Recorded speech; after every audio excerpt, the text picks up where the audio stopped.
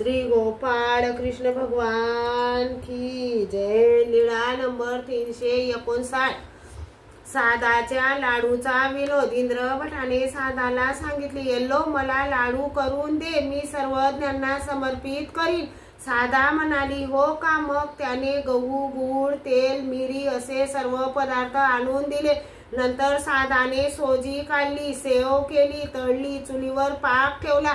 तेवढ्यात भिक्षेची वेळ निघून जाईल म्हणून सादा म्हणाली, हा पाक होईल तोपर्यंत 2 घराची भिक्षा करून येते म्हणून भिक्षेला गेली। तेव्हा तिला उशीर लागला।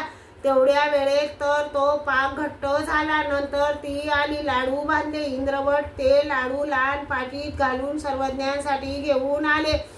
मग बाईसाच्या हाती दिले। रात्री बाईसा सर्वज्ञांना जेवू घालण्यासाठी ते लाडू फोडायला लागली, तर ते कशानेही फुटेनात।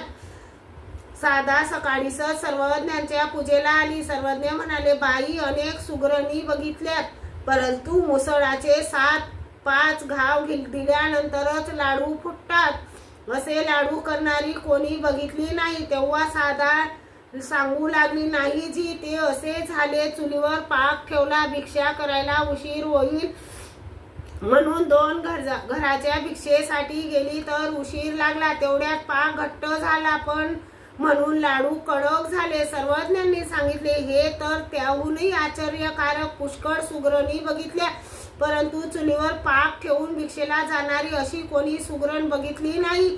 तेव्हा सर्वज्ञांनी हास्य केले। श्री गोपाळ कृष्ण भगवान की जय।